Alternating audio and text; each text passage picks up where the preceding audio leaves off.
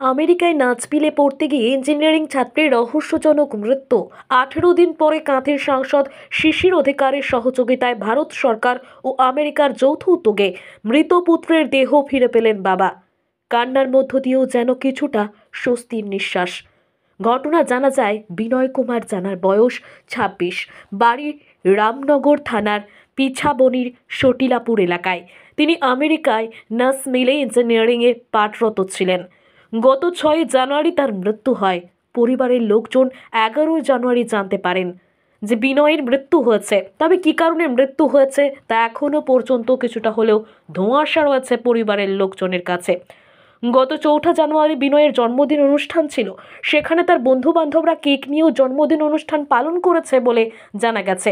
পরে 6 জানুয়ারি তার মৃত্যু হয়। পরিবারের লোকেরা 11 জানুয়ারি ফোনের মারফত জানতে পারেন যে বাড়িতে তারা ভাড়া থাকতেন সেখানেই তার মৃত্যু হয়েছে।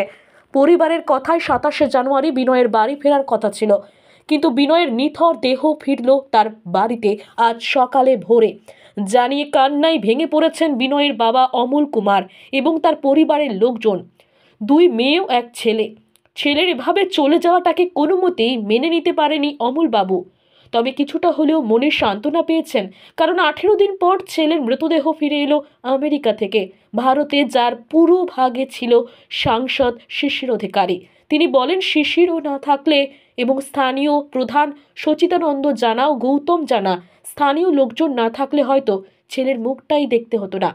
আজ ভোরে তার মৃতদেহ এসে পৌঁছয় বাড়িতে। পরে দীঘার তার বৈদ্যুতিক চুল্লিতে সৎকার করা হয়। স্থানীয় জনপ্রতিনিধি গৌতম জানা বলেন, এটা খুব দুঃখজনক ঘটনা। তবে স্থানীয় প্রধান ও সহযোগিতায় তারা এই মৃতদেহকে ফিরে পেলেন। তার জন্য তিনি শিশির বাবুকে কৃতজ্ঞতাও জানিয়েছেন। তো he was not receiving the call. তারপরে অনেকক্ষণ পরে আমরা কপস যেখানকার যে ডিটেকটিভ ওদের সাথে আমরা যুক্ত হলাম।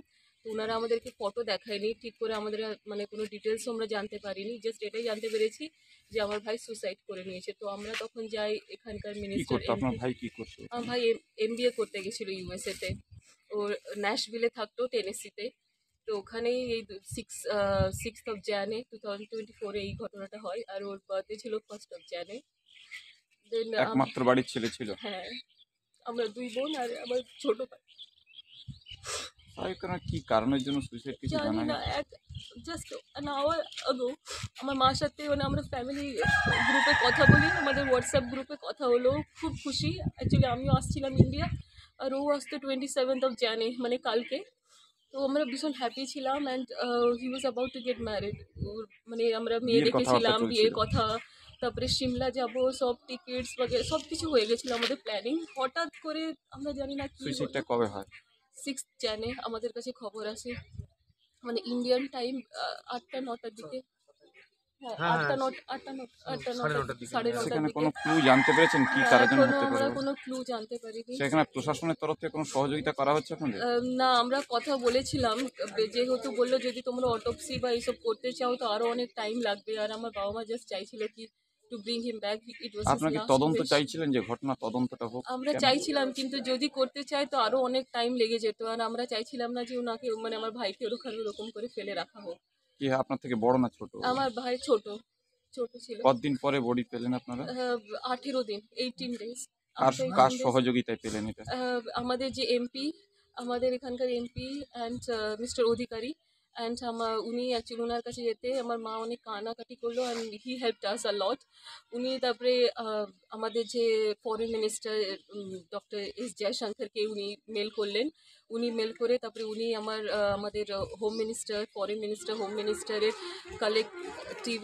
টিমে তারপরে ওখানকার যে consulate mister Rajib Bhattacharya and ওখানে একটা এনজিও ছিল টিম এড বলে, ওনারা হেল্প করে।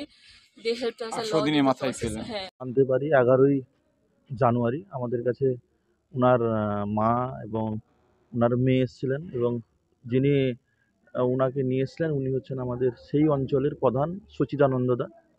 উনি এসে বলেছিলেন যে একজন মারা গেছে, একটা বাচ্চা বয়সের ছেলে আমেরিকায়, কি করা যাবে? আমরা ঠিক আছে, আমি এর কি করা যায় এবং ওনাকে তাড়াতাড়ি কীভাবে আনা যায় আমি তার ব্যবস্থা করছি। এবং তার মার কান্না এবং তার বোনের কান্না আমি সহ্য করতে পারিনি। আমি তৎক্ষণাৎ, তখন রাত 10টায় খবর পেয়েছিলাম। সঙ্গে সঙ্গে আমি গরিবের বলুন না, জনগণের যিনি সেবক, আমাদের বর্তমান সাংসদ শিশির অধিকারী, বিগত দিনেও উনি এরকমভাবে বারাঙ্গায় একটা মানুষকে এনে দিয়েছিলেন, তার কোলে ফিরিয়ে দিয়েছিলেন। তাই মার কান্না এবং তার বোনের কান্না শিশিরবাবুর কাছে পৌঁছানোর সঙ্গে সঙ্গে শিশিরবাবু তৎক্ষণাৎ মানে এক মুহূর্ত তিনি সময় নষ্ট করেননি, সঙ্গে সঙ্গে মেল করেছেন, সঙ্গে সঙ্গে বিদেশ দপ্তরের সঙ্গে কথা বলেছেন, ভারত সরকারের সঙ্গে কথা বলেছেন। সঙ্গে সঙ্গে ছেলেটা ওখানে পড়াশোনা করতে গেছিল এবং ছেলেটার বিমল বিনয় কুমার জানা ছিল এবং সেখানে পড়ার সঙ্গে সঙ্গেও কাজের মাধ্যমে উনি ছিলেন এবং তার বিয়েও খুব তাড়াতাড়ি বিয়ে হওয়ার আম, যোগ ছিল এবং 27শে জানুয়ারি মানে আসার দিন ছিল, কিন্তু ভাগ্য খারাপ। আজকে তিনি 26 তারিখ তার মৃতদেহ এসছে।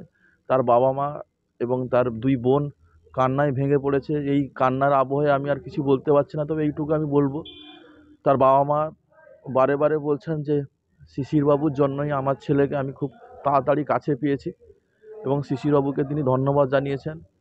এবং শিশিরবাবু এইরকম যে মানুষের পক্ষে যেসব কাজগুলো করছেন তার জন্য সেখানকার প্রধান সচিদানন্দ দা, আবার তার সহযোগী হিসাবে আমার অনুপ পয়রা, পালধুই থেকে আমার লালটুদা, সবাই উনাকে ধন্যবাদ জানিয়েছেন যে মানুষের পাশে থাকার জন্য।